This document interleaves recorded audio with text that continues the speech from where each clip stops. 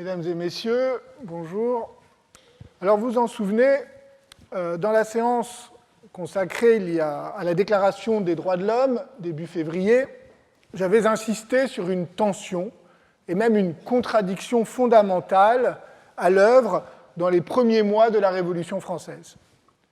La Déclaration des droits de l'homme et du citoyen se présente sous une forme très générale, comme une série d'axiomes hérités de la philosophie des Lumières. Et donc des axiomes à vocation universelle. Quand je lis « Les hommes naissent et demeurent libres et égaux en droit », il est facile de comprendre tous les hommes, tous les êtres humains. Mais cette universalité des droits n'est qu'un des aspects, car en août 1789, nous l'avons vu, il s'agissait avant tout de construire une société politique fondée sur un principe égalitaire et démocratique. Il faut alors lire ainsi le premier article de la Déclaration. Les citoyens français, dans le cadre de la nation, naissent libres et égaux parce que les droits qui leur appartiennent naturellement en tant qu'ils sont des hommes. Ce qui est un peu différent. Nous avions vu ensuite qu'un des premiers problèmes qui avait surgi était celui des esclaves et des libres de couleur. La question qui se posait alors était à qui s'appliquent ces droits ? Qui, au sein de la nation, peut se réclamer de cette égalité naturelle qui fait de lui un citoyen ? Aujourd'hui et la semaine prochaine, c'est une autre question que je veux soulever, parallèle, si vous voulez, celle des liens complexes entre les droits de l'homme en tant que membre du genre humain et les droits du citoyen en tant que membre de la communauté politique. Autrement dit, la question est comment articuler l'idée cosmopolite de droits universels fondés sur la nature humaine et le principe de la souveraineté fondé sur la volonté du peuple et la cohésion de la nation. Je vous rappelle l'article 3, le principe de toute souveraineté réside essentiellement dans la nation. Dès lors, une question se pose immédiatement, c'est celle qui fonde la dimension politique des droits, c'est-à-dire la question de la représentation. N'oubliez pas que ce sont les représentants du peuple français qui ont déclaré les droits de l'homme et du citoyen selon le préambule de la Déclaration. Or, si ces représentants du peuple français, ces députés, représentent la nation, qui représente l'humanité ? Qui parlera au nom de ceux qui ne sont pas représentés ? Comment rendre tangible leur adhésion au principe des droits et leur inclusion dans le périmètre de la souveraineté ? Ou alors, faut-il au contraire élargir le périmètre de cette souveraineté à l'extrême, au point de la faire se confondre avec l'humanité elle-même, au point d'effacer, et c'est tout le paradoxe, le principe national qui est au cœur de la Révolution, qui lui donne son impulsion, qui lui donne sa dynamique, qui lui donne son inscription politique. Alors ce sont des questions que je vais aborder aujourd'hui en m'appuyant essentiellement sur le parcours et l'œuvre d'Anacharsis Clootz, une figure un peu méconnue, mais qui a joué un rôle non négligeable pendant la Révolution, qui est surtout celui qui a poussé le plus loin le principe universaliste des droits en proposant ce qu'on peut appeler un cosmopolitisme radical fondé sur le principe d'une république universelle du genre humain. Auparavant, en guise de préambule, si vous voulez, je partirai d'un autre auteur qui fait parfaitement le lien entre les Lumières et la Révolution, entre le cosmopolitisme des philosophes du XVIIIe siècle et l'universalisme révolutionnaire, et c'est Volney. Volney est un auteur fascinant, enfin à mes yeux, auquel j'ai déjà consacré un chapitre dans l'héritage des Lumières, mais je voudrais y revenir rapidement aujourd'hui sous un angle un peu différent, car il nous introduit parfaitement au potentiel universaliste de la Révolution, mais aussi à ses apories. Alors, qui est Volney ? À la veille de la Révolution, c'est un écrivain, un philosophe, un voyageur, héritier revendiqué des encyclopédistes, proche des milieux matérialistes qui se réunissent chez le baron d'Holbach ou chez Madame Helvétius. Avant la Révolution, il a voyagé en Égypte et en Syrie dans les années 1780 et en a tiré un récit de voyage qu'il publie en 1787 et qui connaît un succès certain. Le livre servira ensuite d'ailleurs de référence à Bonaparte au moment de mettre sur pied l'expédition d'Égypte, une dizaine d'années plus tard. Mais Volney n'est pas comme ces écrivains voyageurs d'aujourd'hui qui ne cherchent dans l'ailleurs que l'exotisme rassurant d'une nature vierge de toute civilisation. Non, Volney, lui, est passionné par les sociétés qu'il visite et qu'il rencontre. Il a appris l'arabe et il cherche à rendre compte, en sociologue avant l'heure, si vous voulez, de ce qu'il découvre. Au moment où éclate la Révolution, Volney s'engage avec enthousiasme. Il publie à Rennes un journal intitulé La Sentinelle du peuple, puis se fait élire député du tiers aux États généraux. En 1791, il publie son livre le plus connu, qui s'intitule Les ruines, ou Méditation sur les révolutions des empires. Le livre connaît un grand succès, connaîtra un succès durable au XIXe siècle, y compris par exemple dans les milieux radicaux britanniques. Et ce qui nous intéresse aujourd'hui, c'est qu'il se situe fictivement à la veille de la Révolution. Le narrateur visite les ruines de Palmyre, que Volney lui-même avait visitées, et il se plonge dans une sorte de méditation mélancolique sur l'histoire et sur la disparition des grandes civilisations du passé. À ce moment-là, un génie lui apparaît, sortant des ruines, et pour l'arracher à sa morosité, il lui fait voir ce que l'avenir prépare. Nous sommes censés être en 1787. Or, que prépare l'avenir ? Eh bien, c'est la Révolution française, ce grand moment de soulèvement collectif au nom des droits de l'homme. Alors, je ne vous décris pas, je ne refais pas ici l'analyse des ruines, qui est un livre d'une grande richesse, qui propose à la fois une théorie de l'histoire, celle des progrès de la civilisation des Lumières, et une théorie de la Révolution. Il y a un point précis qui m'intéresse aujourd'hui, dont je voudrais vous parler, c'est le moment où Volney passe de cette fausse prophétie du génie, qui est en réalité, évidemment, pourquoi fausse prophétie ? Puisqu'elle décrit une révolution à venir, mais qui est déjà advenue au moment où Volney écrit et publie son livre en 1791. Donc le passage de la fausse prophétie à la véritable utopie, c'est-à-dire celle d'un ralliement universel de tous les peuples à la Révolution. Alors il n'est pas du tout anodin que Volney ait situé son livre à Palmyre. Il s'agit bien de regarder la Révolution depuis l'extérieur, c'est-à-dire depuis l'Asie. Cet exercice de décentrement du regard, comme on dirait aujourd'hui, lui permet de poser une question qui échappe au prisme de la souveraineté politique nationale. Comment s'assurer que les principes universels de la politique moderne, c'est-à-dire la liberté et l'égalité, seront bien mis en œuvre universellement ?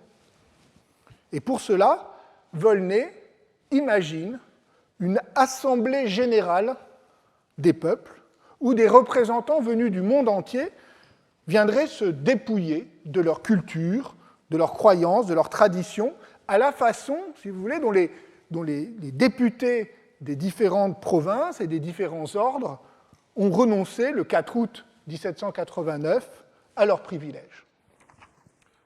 Et nous retrouvons ici, mais dans un contexte bien sûr différent, ce motif de l'assemblée des députés des peuples du monde que nous avions rencontré déjà chez Voltaire, si vous vous en souvenez, dans le texte sur la Bourse de Londres. Sauf que, chez Voltaire, le thème politique le congrès des peuples du monde, était en réalité gommé, totalement absorbé par la logique marchande. Les députés n'avaient pas à s'accorder politiquement puisque le commerce, c'est-à-dire l'intérêt économique, suffisait à produire l'harmonie sociale à travers la convergence des intérêts. Chez Volney, au contraire, la question politique reprend toute sa place. Il s'agit de mettre en scène une véritable représentation politique de l'humanité, élargissant à l'échelle du globe la dynamique émancipatrice et unificatrice de la Révolution française. Alors, comment s'y prend-il ? Eh bien, le texte commence par mettre en scène, avec une certaine complaisance, la diversité à la fois physique et culturelle de cette multitude. Puisqu'on voit arriver tous les délégués, et sur plusieurs pages défilent non seulement l'européen et l'asiatique, mais encore, et je cite Volney, les peuples africains à la peau d'ébène, aux cheveux laineux, au corps ceint de pagnes blancs et bleus, mais aussi le samoyède au corps brûlant à l'odeur forte, le tongouze au bonnet cornu portant ses idoles pendant sur son sein, le malais aux grandes oreilles, ou encore les habitants tatoués des îles de l'océan et du continent antipode. Et cette dernière mention, évidemment, me ravit, car elle signifie la présence d'Aoturu et d'Omaï à cette grande fête de la Révolution universelle, donc les habitants tatoués des îles de l'océan et du continent antipode. Alors, que signifie exactement cette insistance sur la diversité physique, la diversité anthropologique de l'espèce humaine ? À la première lecture, on peut être troublé, je l'ai été, par ce qui pourrait apparaître comme une forme d'exotisme facile. Mais ce serait une erreur absolue d'y voir une forme de racisme sous-jacent. Volney était extrêmement attaché à l'idée d'une unité de la nature humaine. Non seulement il était farouchement hostile à l'esclavage et à la colonisation, mais par exemple, il a été un des premiers théoriciens premier à défendre la thèse, qui sera ensuite, bien plus tard, reprise par les théoriciens afrocentristes, la thèse selon laquelle les habitants de l'Égypte ancienne étaient noirs. En fait, la leçon de Volney, donc il est tout à fait, de ce point de vue-là, c'est un des auteurs les plus insoupçonnables sur ce plan. Alors, comment comprendre, du coup, cette insistance sur cette diversité physique ? Eh bien, il me semble que la leçon de Volney dans ce texte est le fruit de son expérience de voyageur et de sa réflexion politique. Elle signifie ceci. L'universel ne s'observe pas. Ce qui s'offre à l'expérience, ce qui s'offre au regard, c'est plutôt l'inventaire des différences. C'est le spectacle d'une humanité bigarrée, c'est l'infinie variation des couleurs de peau, des pratiques linguistiques, des façons de s'habiller, des usages du corps. Les principes universels sur lesquels se fonde la Révolution, à l'inverse, sont d'une simplicité totale. La liberté, l'égalité. En les proclamant, la Révolution a ouvert ce que Volney appelle un siècle nouveau, où les sociétés humaines seront enfin conformes à la loi naturelle. Mais ces principes, eux, ne sont pas directement accessibles à l'expérience. Ils doivent être dévoilés par la raison dans un mouvement intellectuel qui est aussi un geste politique. C'est pour ça qu'ils doivent être déclarés. Chaque peuple doit désormais reproduire à l'égard de ses propres maîtres et de ses propres préjugés le geste d'affranchissement effectué par les Français. Or, c'est ici que les choses se gâtent. L'Assemblée ne se déroule pas comme prévu.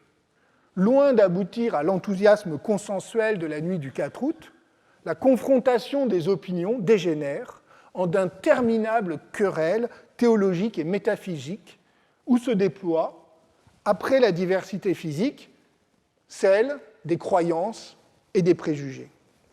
Si bien que les législateurs doivent, ce que Volney appelle les législateurs, doivent reprendre le contrôle de la discussion et de la situation.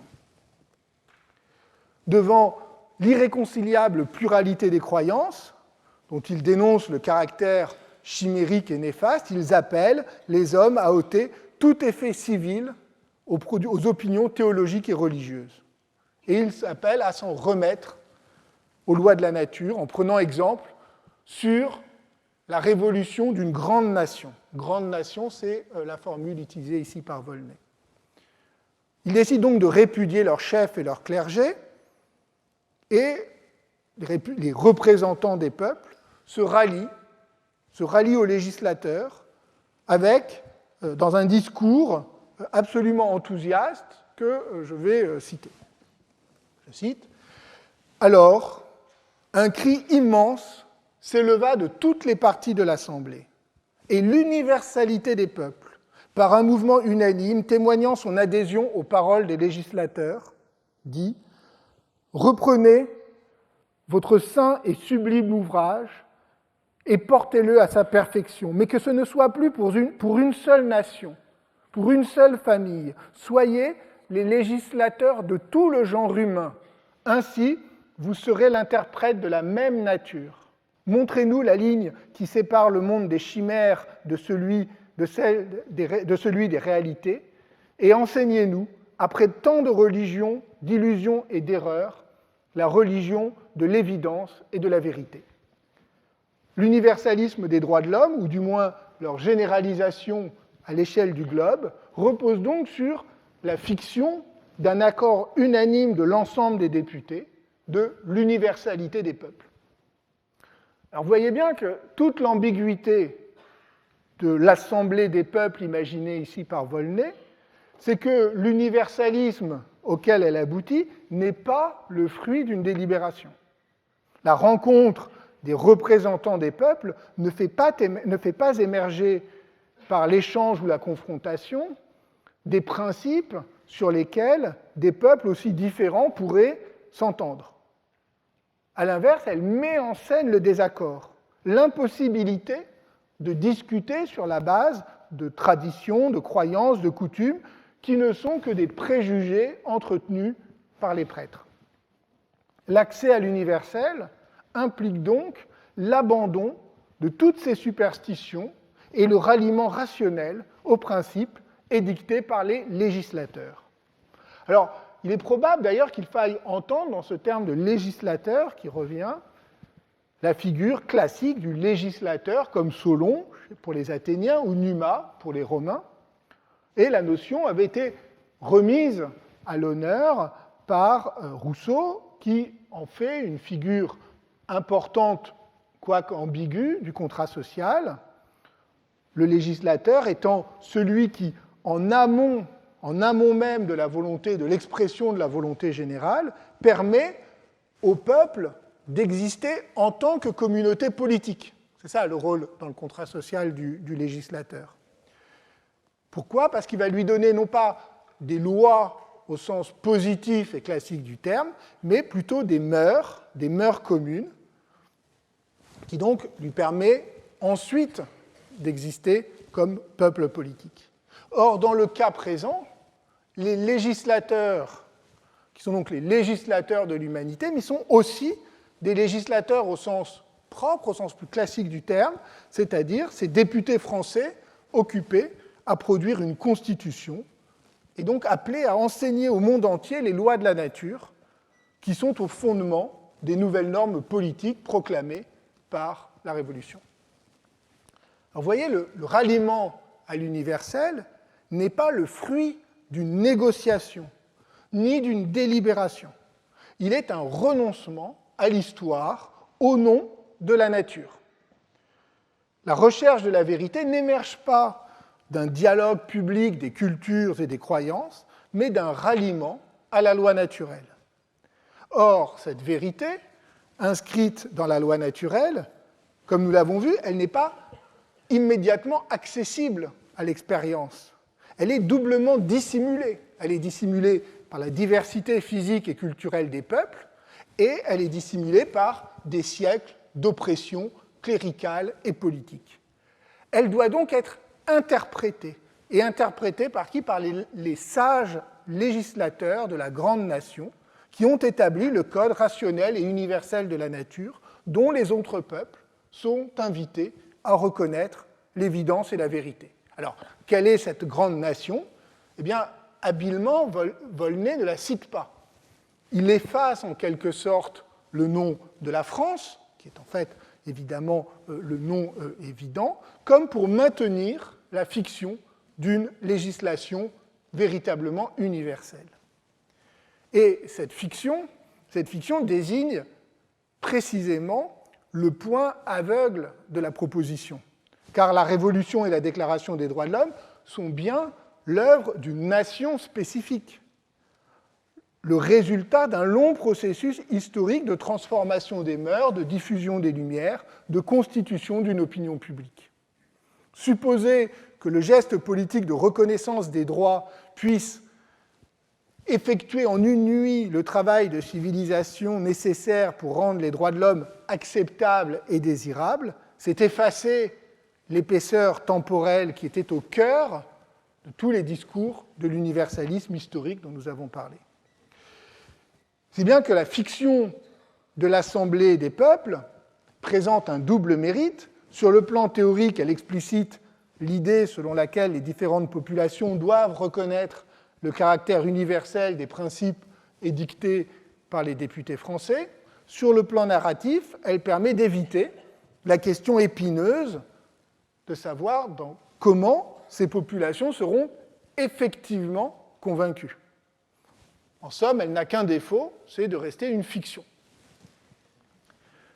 Les Ruines, ce livre de Volney, est publié, les Ruines sont publiées en 1791. Un an plus tôt, Anacharsis Clootz avait mis en scène, de façon à la fois plus modeste, mais aussi plus concrète, ce même ralliement des peuples du monde à la Révolution.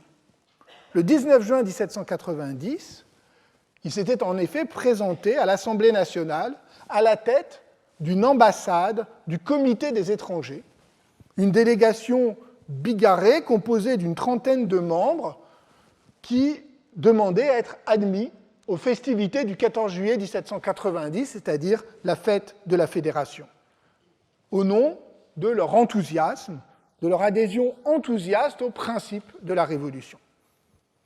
Voilà comment les archives parlementaires décrivent leur arrivée. Je cite, « Une députation d'étrangers tels que Arabes, Américains, Chaldéens, Indiens, Prussiens, Syriens, Polonais, Brabançons, Anglais, Liégeois, Suisses, Avignonnais, Allemands, Genevois, Hollandais, Sardes, Suédois, Grisons, Italiens, Siciliens, Espagnols sont admis à la barre et viennent solliciter la faveur d'assister à la fédération. » Alors, il faut bien sûr prendre la mesure du symbole. La fête de la fédération, c'était véritablement la fête de la nation, la fête de l'union de toutes les provinces de France venues se fédérer pour célébrer l'anniversaire de la prise de la Bastille. La fête de la fédération, c'est ce moment unanime, écrit Michelet, où la nation tout entière marche sous un drapeau fraternel. Si bien qu'en demandant à y participer, cette ambassade pittoresque de Clootz manifestait le désir des étrangers d'être ainsi intégrés à la France révolutionnaire, mais elle signalait aussi la possibilité d'une ouverture de la nation. Elle rappelait que les principes révolutionnaires, notamment ceux des droits de l'homme, suscitaient l'adhésion au-delà des limites de la France.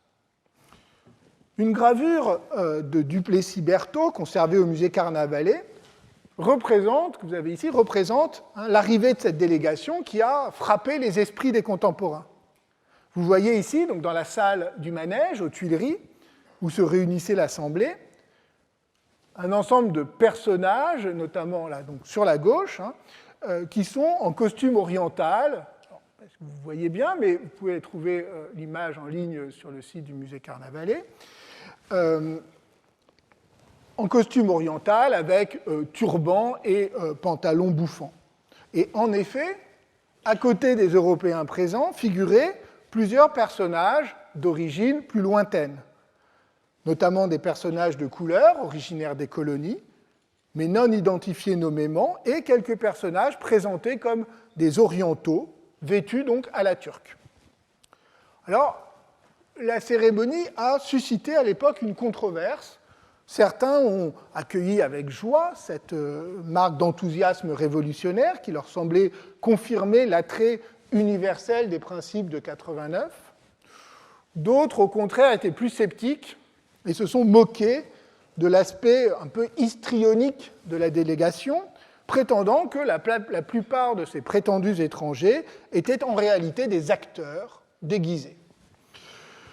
Alors en réalité, on sait que la plupart d'entre eux étaient bien des étrangers, même si Claude s'en avait rajouté en les affublant de costumes exotiques, donc il avait surjoué, si vous voulez, leur caractère d'étrangérité, mais on en connaît certains qu'on peut identifier. Par exemple, Denis Shawish, qui était un arabe chrétien, arrivé à Paris en 1783, qui travaillait comme traducteur à la bibliothèque du roi et qui avait contribué, à la demande de Claude, à réunir donc, le contingent oriental, parce que vous voyez qu'il y avait beaucoup d'Européens, étrangers européens, mais aussi, grâce à Shawish, un petit contingent, par exemple, son collègue de la bibliothèque, il n'était pas allé chercher très très loin, mais il avait trouvé donc, un Arménien qui s'appelait Shamas, et qu'on a lui aussi pu identifier.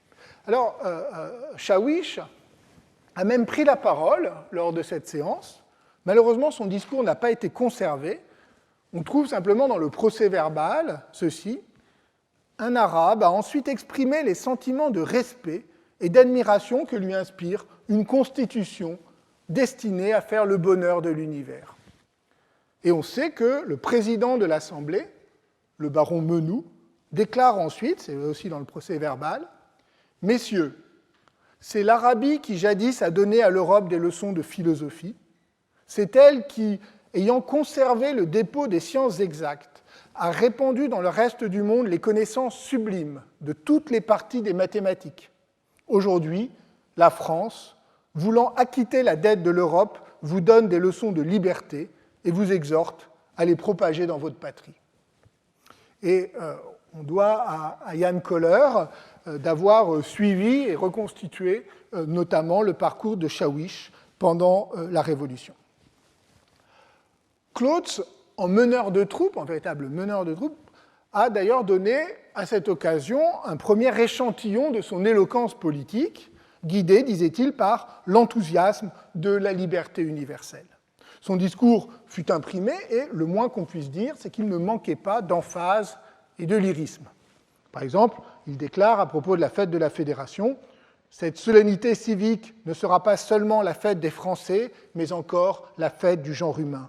La trompette qui sonne la résurrection d'un grand peuple a retenti aux quatre coins du monde, et les chants d'allégresse d'un chœur de 25 millions d'hommes libres ont réveillé les peuples ensevelis dans un long esclavage. Un nombre d'étrangers de toutes les contrées de la terre demande à se ranger au milieu du champ de Mars, et le bonheur de la liberté qu'ils élèveront avec transport sera le gage de la délivrance prochaine de leurs malheureux concitoyens. » Vous voyez.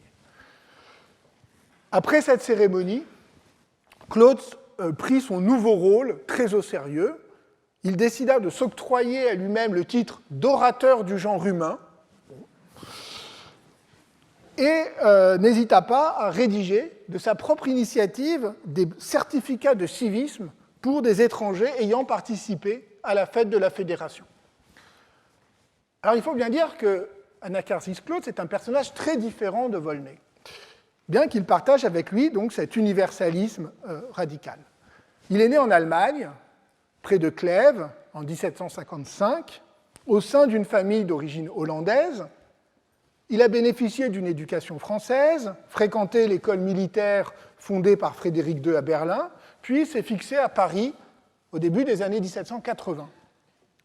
Il s'est lié avec les milieux philosophiques, professé son attachement à la mémoire de Voltaire, sa critique des religions et son dévouement à la France. À l'époque, il se dit ouvertement gallophile. Et il propose même le rattachement à la France de la rive gauche du Rhin, convaincu que la propagation des Lumières depuis Paris permettra à l'Europe d'atteindre, je cite, le dernier degré de la civilisation. Vous voyez qu'il est ainsi, avant la Révolution, parfaitement en phase avec ce que j'avais appelé l'universalisme historique, y compris dans son versant le plus franco-centré qui veut faire de Paris la capitale et le modèle des nations civilisées. Avec la Révolution, cet intellectuel exalté trouve enfin un rôle à sa mesure, celui donc d'orateur du genre humain. Lié aux Girondins, il intervient activement dans le débat politique, soutient vigoureusement l'entrée en guerre en avril 1792 et publie un manifeste en faveur de la République universelle qui invite à éliminer les tyrans et à supprimer toutes les frontières. Il est devenu ainsi le prophète d'une expansion illimitée de la Révolution.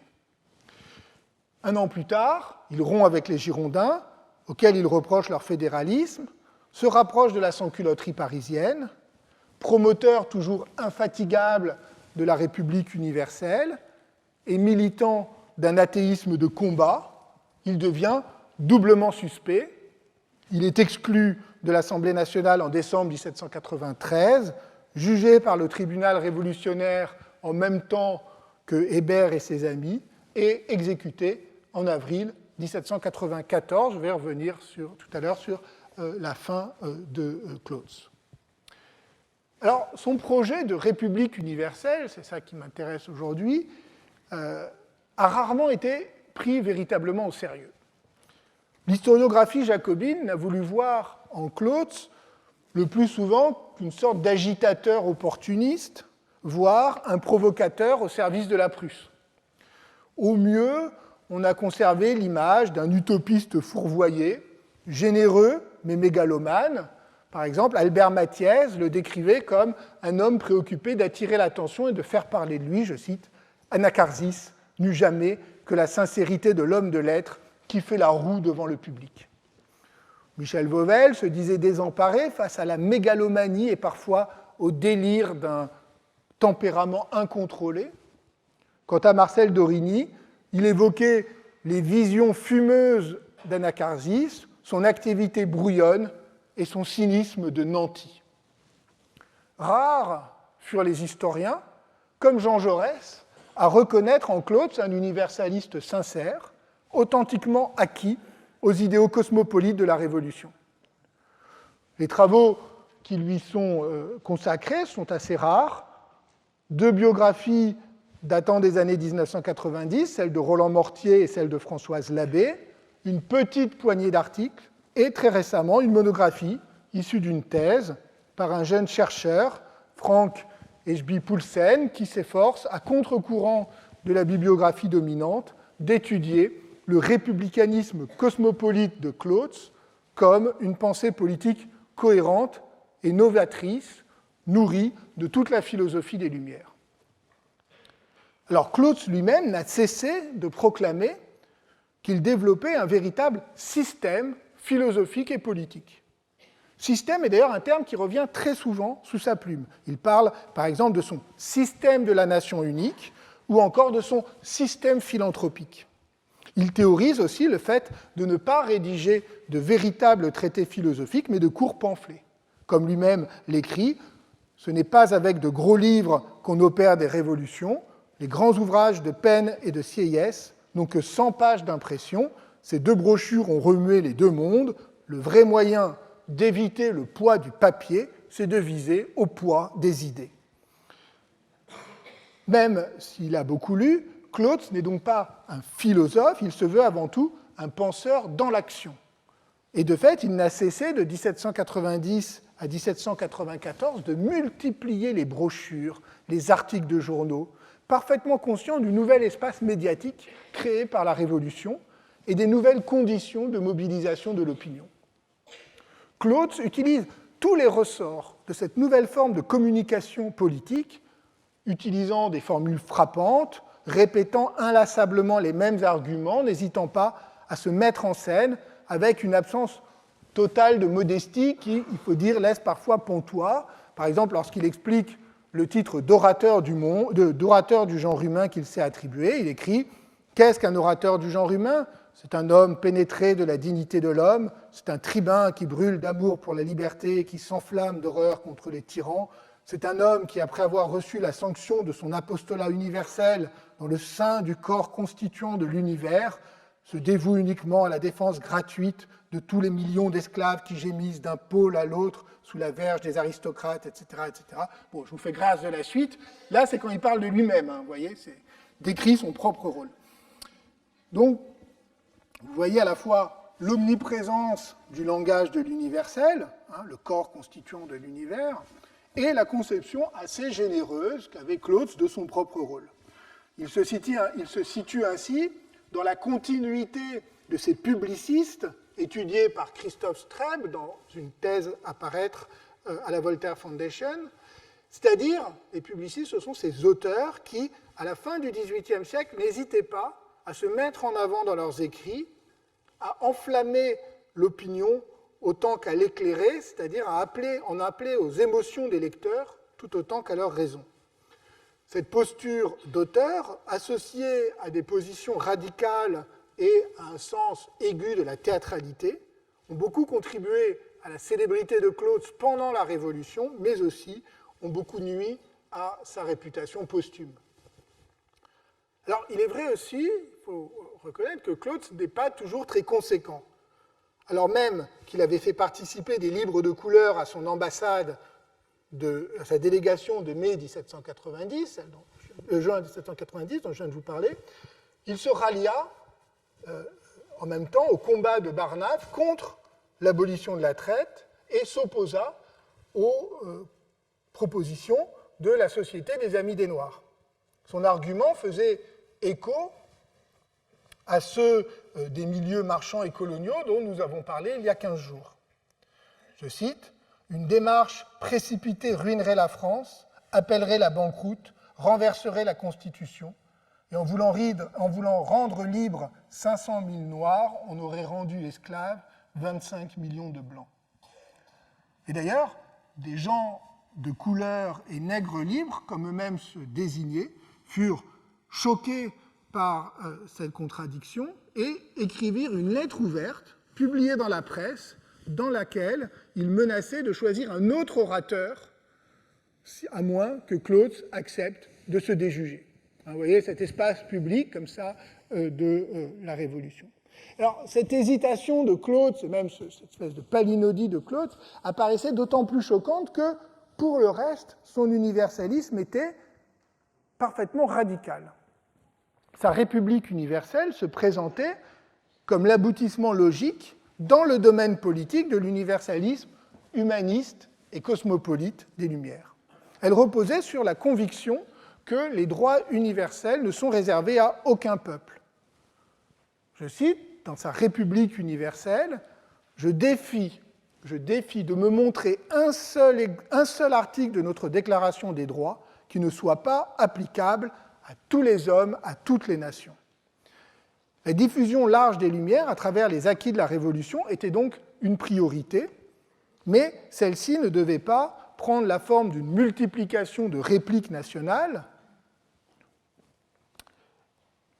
mais former un véritable État mondial. Et c'est en cela que Claude s'opposait sur le plan politique à Brissot et sur le plan philosophique à Kant, qui lui aussi avait une position cosmopolite, mais ne croyait pas à la possibilité d'un État mondial, ne le jugeait même pas souhaitable, craignant les risques de tyrannie inhérente.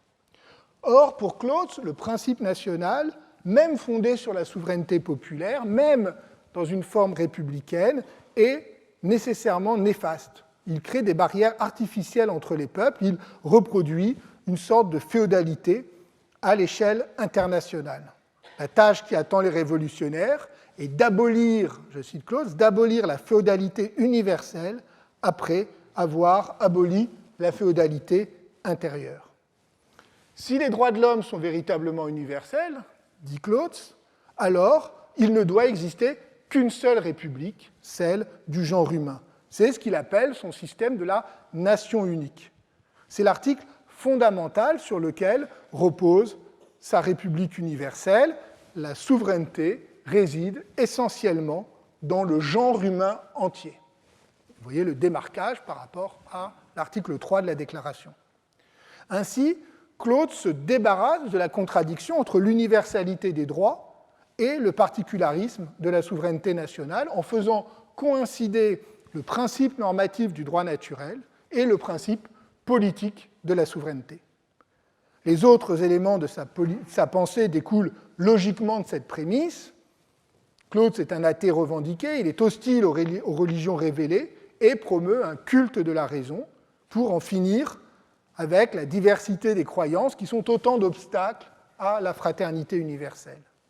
Son adhésion au libéralisme économique repose de même sur la conviction que le commerce rapproche les hommes. L'universalité de la raison et du commerce fonde ainsi l'unité politique du genre humain sur la base d'un rationalisme à la fois matérialiste et démocratique qui fait fi des différences culturelles et historiques. Claude est fondamentalement un individualiste. Rien ne doit s'interposer entre l'individu et le genre humain. Ni État, ni communauté, ni corporation. Il pense d'ailleurs à un moment appeler sa République universelle la République des individus unis, par opposition au fédéralisme des États-Unis. L'universalisme de Claude est plus que conséquent, il est absolu. Il pousse à son extrême limite le refus des frontières politiques. Rejetant le principe moderne de la nation comme lieu d'effectuation particulier de l'universel, Claude, lui, fusionne le nouvel idéal cosmopolite avec les deux principes anciens de l'universalisme, d'une part le modèle impérial romain et d'autre part l'évangélisme chrétien. Alors, le premier ne surprend pas. Claude s'écrit par exemple « Un citoyen français sera considéré aux extrémités de la terre comme jadis un citoyen romain ». Le second est plus étonnant chez cet athée revendiqué, mais il traduit bien la façon dont l'universalisme de la liberté prend le relais d'un principe universaliste longtemps porté par l'Église chrétienne. Nous en avions parlé en décembre. Claude s'écrit par exemple « La République universelle remplacera l'Église catholique et l'Assemblée nationale fera oublier les conciles œcuméniques ». L'utopie révolutionnaire retrouve ainsi les deux motifs de l'universalisme médiéval, mais en les renversant totalement. L'universalisme impérial devient un républicanisme étendu aux frontières du monde. L'universalisme chrétien devient un universalisme humanitaire fondé sur la religion des droits de l'homme. Claude fait ainsi reposer son projet sur trois piliers. L'universalité des droits de l'homme, qui ne valent que s'ils valent universellement. Deuxièmement, l'inanité des frontières naturelles, car rien ne peut interdire la circulation des hommes, des textes et des idées. Comme il l'écrit, je cite, « Nous recevons chaque jour sur la scène des courriers et des avis de Rome et de Dublin, de Lisbonne et de Pétersbourg, de Boston et de Batavia, et l'on nous parle encore des barrières naturelles de la France. » La mondialisation de l'information a précédé et annoncé la République universelle. Même la disparité des langues doit s'effacer devant la supériorité du français. Enfin, troisièmement, la pluralité religieuse doit disparaître avec toutes les religions transcendantes. Il ne restera qu'une seule divinité, la nature elle-même, nécessairement universelle, à travers laquelle l'humanité s'adorera elle-même. Comme l'a résumé Jean Jaurès, dont je vous ai dit qu'il était un des seuls dans les grands historiens de la Révolution à avoir pris le projet de Claude au sérieux, il faut dire qu'il le regardait à travers son propre prisme internationaliste. Je cite, « L'unité humaine sera fondée sur une triple base juridique, économique et religieuse, universalité du droit, universalité de l'échange, universalité de la croyance, une sorte de panthéisme juridique, moral et cosmique enveloppera dans son unité les libres diversités humaines. » Alors Claude n'a pas été insensible à la proximité entre ses propositions et celle de Volney dans les ruines. Il signale explicitement leur proximité, mais lui n'écrit pas de fiction. Il se confronte aux réalités de la politique internationale. En 1791, lorsqu'il publie L'orateur du genre humain, son rêve universaliste est encore pacifique. Il veut faire de Paris le centre d'une immense république où convergeraient les députés du monde entier, comme en écho à l'Assemblée des peuples. Il écrit « Je vois les députés de l'Afrique et des deux Indes concourir dans notre aréopage au bonheur des Français du Gange et du Golfe mexicain. La liberté remplacera les places vides et l'Assemblée nationale de France sera l'Assemblée nationale du monde. » Alors en revanche, lorsqu'il publie en avril 1792 la République universelle, les choses ont changé. La France vient de déclarer la guerre à l'empereur d'Autriche, Léopold II. Clausewitz, héros d'une République universelle et pacifique du genre humain, considère désormais que celle-ci ne pourra être que le résultat d'une victoire militaire de la France révolutionnaire sur les tyrans. À ce moment-là, il est proche de Brissot et des Girondins, et il publie des articles ouvertement bellicistes, par exemple une adresse aux Français en août 1792, dans lequel il écrit « La France est debout, ses épais bataillons nourrissent l'espoir du souverain opprimé, la Gaule sous les armes promet de superbes destinées aux diverses fractions de la République universelle, la dernière guerre des tyrans sera suivie de la première paix du genre humain. » Alors ce thème de la dernière guerre avant la paix perpétuelle est fréquent dans le discours belliciste, pacifiste de la Révolution. L'originalité de Clausewitz, c'est d'associer l'éloge de la France en armes et le rejet de tout principe national. La France est l'instrument de l'universalisation des droits. Ces conquêtes sont nécessaires, mais elles se font au nom du genre humain en vue de la disparition des nations.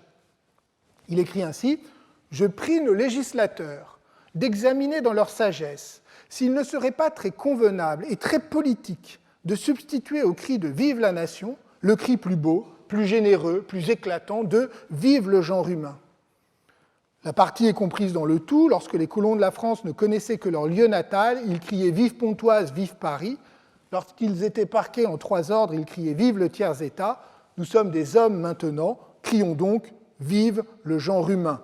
On conviendra que toute autre formule est étroite, mesquine, inconséquente, injurieuse aux nations qui vont s'unir avec nous pour briser le joug de la tyrannie universelle.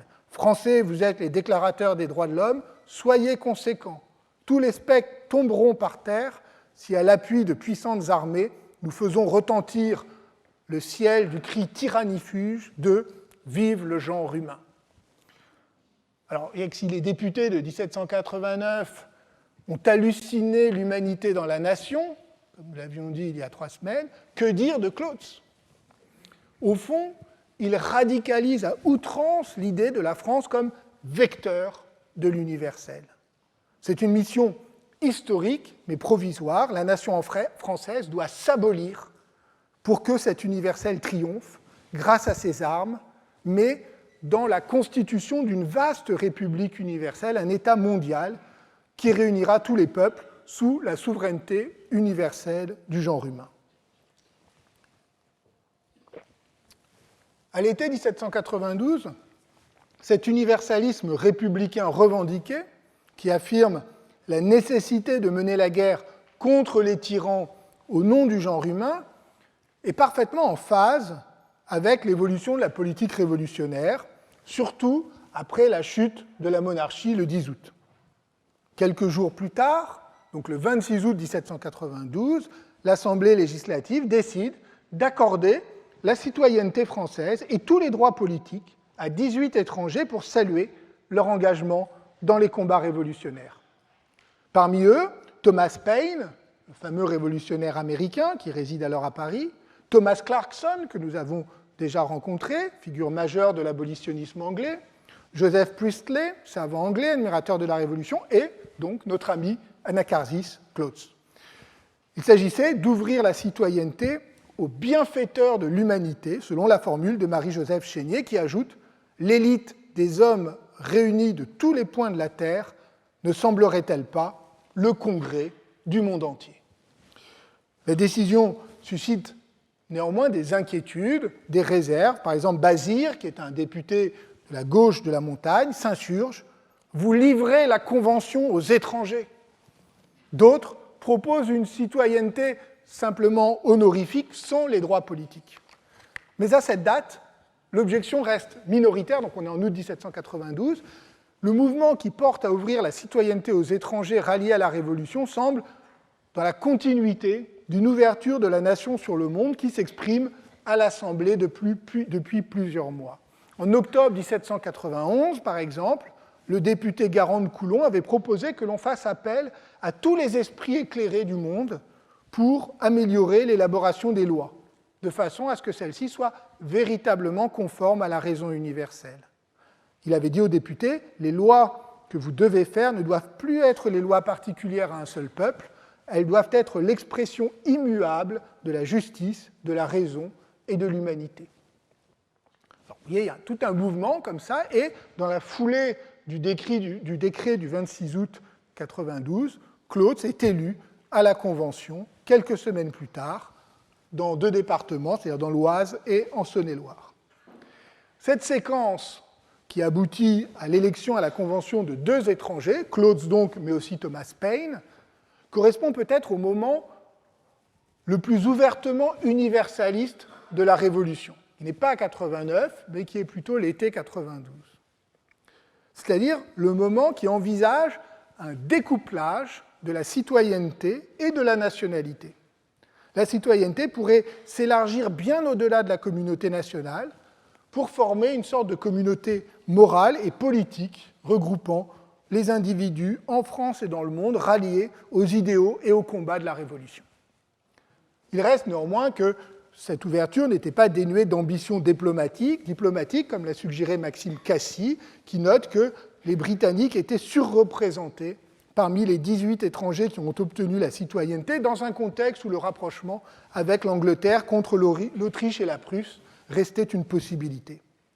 Surtout, cette ouverture n'était pas dénuée d'ambiguïté. Suzanne Descamps, qui a étudié les débats aboutissant au décret, montre qu'il existe une équivoque implicite entre la rhétorique universaliste, celle de la fraternité universelle, et d'autre part, un modèle cosmopolite, hérité des Lumières, hérité des projets de paix perpétuels du XVIIIe siècle, qui soulève plutôt la question des relations diplomatiques dans le nouveau contexte révolutionnaire. Comment penser les relations internationales dès lors que la France est une république entourée de monarchies, et une république qui, depuis mai 1790, a proclamé son refus de toute guerre de conquête et son désir de paix. Or, il se trouve que cette ouverture cosmopolite correspond aussi à une grande poussée patriotique, celle bien sûr de l'été 1792, qui conduit à la victoire de Valmy le 20 septembre. Le discours universaliste, celui de la France accueillant en son sein tous les défenseurs des droits de l'homme et les amis de la liberté, est indissociable de ce contexte. Le combat pour la liberté universelle se déroule très concrètement sur les champs de bataille du Nord. Le décret du 26 août relève aussi de cette mobilisation générale où le patriotisme se nourrit de son ambition mondiale. Les Révolutions de Paris, le journal de Louis-Marie Prudhomme, salue ainsi le décret « Chanceuse France, tu vas devenir la patrie du monde, le berceau du monde, l'école de l'humanité ». Alors, Claude est apparemment à l'aise avec cet universalisme gallophile, mais en réalité, il va beaucoup plus loin. Il va beaucoup plus loin, c'est un point essentiel, parce que lui affronte ouvertement cette question épineuse qui est celle du statut spécifique de la France comme nation dans l'avènement de cette République universelle. S'agit-il de faire de la France la patrie du monde ou l'instrument d'une émancipation universelle ? Et comment s'assurer de l'adhésion des populations ? Comment faire en sorte que les guerres révolutionnaires soient bien des guerres de libération et non des guerres de conquête ? À vrai dire, c'est la question essentielle, celle que personne ne veut regarder en face. Et Claude, lui, met les pieds dans le plat. La France, explique-t-il, n'est que l'instrument de l'universalisation de la liberté.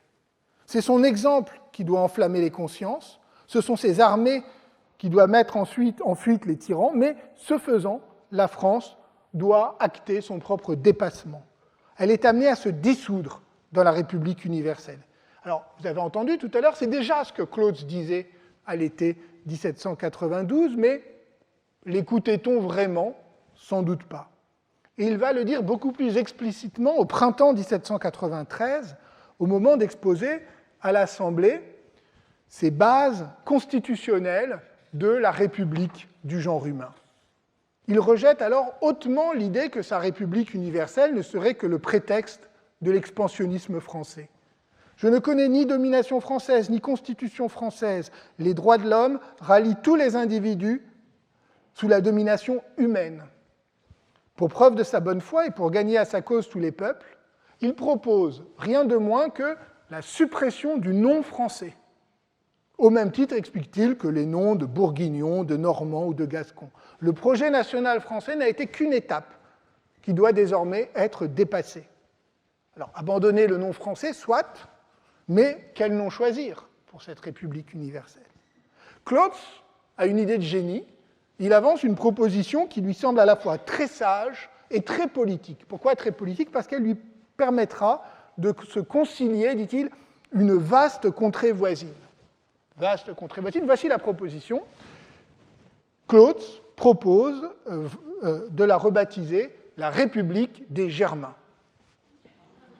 Oui, vous avez bien entendu. Vous avez bien entendu, Klotz propose de rebaptiser la France République des Germains. Alors, bien sûr, il joue sur le double sens du mot, à la fois la référence évidemment à la Germanie, mais aussi l'existence de liens de parenté au sens ancien de frères germains qui subsiste, comme vous le savez, dans l'expression cousin germain ou cousin issu de germain. Néanmoins, on imagine quand même l'incrédulité des députés et des lecteurs patriotes face à cette proposition, on pourrait qualifier de hardie, sorte de gambit onomastique dans lequel Klotz voit l'aboutissement logique et irréfutable de son universalisme. C'est la citation que je vous ai mis là. « Universel de droit, germain de fait, nous jouirons incessamment des bénédictions de l'universalité. Ceux qui ne sentiraient pas la philosophie de cette pensée seraient aussi récusables au tribunal de l'opinion qu'un sophiste qui prétendrait que les articles de la Déclaration des droits n'appartiennent pas à tous les hommes, à tous les climats. » Alors, comme vous l'imaginez bien, cette proposition a été accueillie avec des moqueries et des protestations. Klotz est désormais à contre-courant, lui-même s'est radicalisé, l'enthousiasme du gallophile des années 1780, de plein pied dans le cosmopolitisme européen des Lumières, a cédé la place à un théoricien utopique de l'universalisme du genre humain. Alors il fallait sans doute un étranger, même hautement francophile, pour adresser une telle leçon d'universalisme aux révolutionnaires. Louée pour son œuvre révolutionnaire, la France est niée comme communauté nationale. Alors voilà qui était difficilement acceptable pour ses contemporains, peu enclin à fondre le patriotisme dans l'amour du genre humain, encore moins à sacrifier le nom français sur l'autel de l'universel. Il est vrai que le contexte, en 1793, a fortement changé, et Klotz va en subir les conséquences. L'enthousiasme cosmopolite de l'été 1792 appartient désormais au passé. En décembre 1793, le 6 Nivose en 2, Klotz, comme Paine, sont exclus de l'Assemblée. Ce n'est pas seulement leur position politique qui est en cause, même si on reproche à Paine ses liens avec Condorcet et à Klotz son combat pour la déchristianisation, mais, comme l'a montré Sophie Vanish, il s'agissait bien d'un mouvement de crispation nationaliste et même de régression xénophobe, dont on trouve d'autres expressions au même moment, notamment dans l'omniprésence de la dénonciation des étrangers dans le discours politique, l'étranger étant désormais identifié au suspect, au traître, à l'ennemi.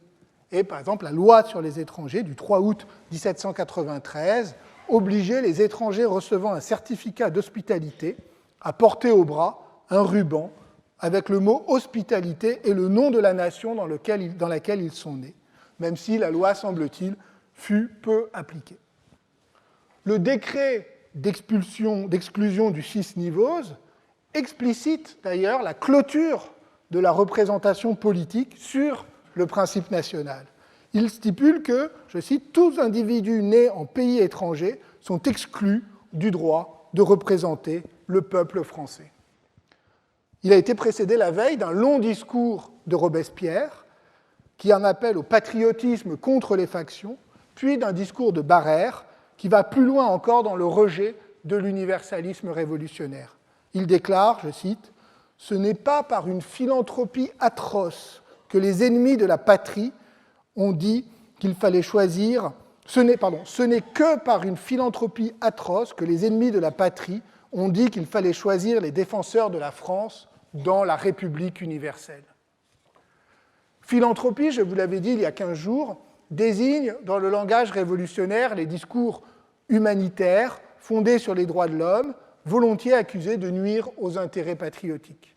On le trouvait sous la plume des conservateurs et du lobby colonial pour s'opposer aux préoccupations des Amis des Noirs, le voici désormais mobilisé par les Jacobins au nom de la nation révolutionnaire.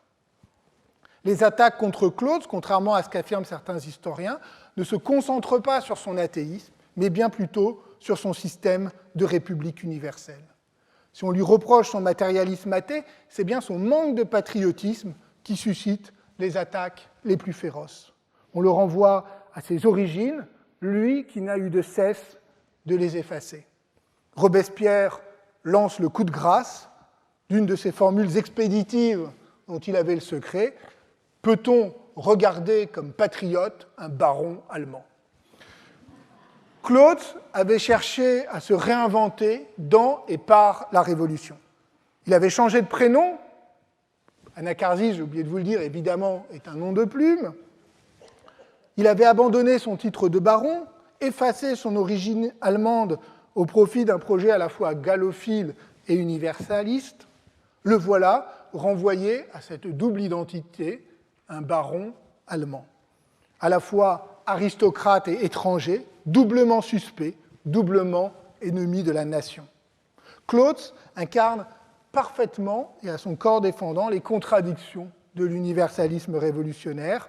Le moment d'enthousiasme qui a couru du printemps 1790 à l'été 1792 est passé.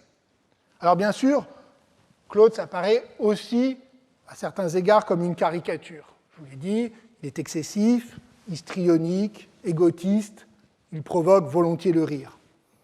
Son projet de république universelle est utopique, improbable, sans doute irréalisable.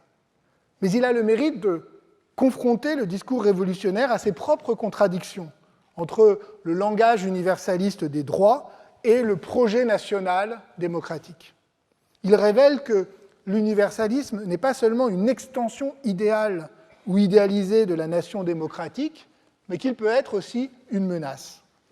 Ne risque-t-il pas de dissoudre la communauté politique issue de la Révolution dans une humanité sans limite et donc sans réel contenu ? Ne va-t-il pas ressusciter la monarchie universelle sous le nom de République universelle ?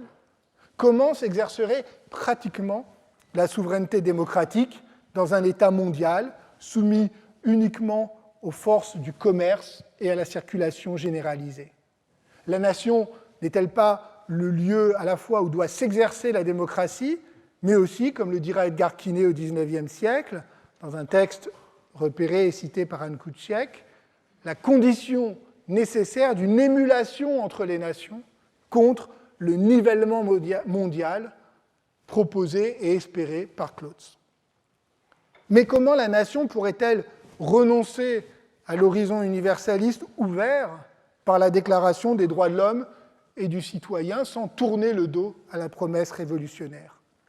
La semaine prochaine, nous verrons comment d'autres acteurs de la Révolution, comme l'abbé Grégoire, lui ont opposé une toute autre conception de l'universel, fondée au contraire sur un approfondissement du principe national.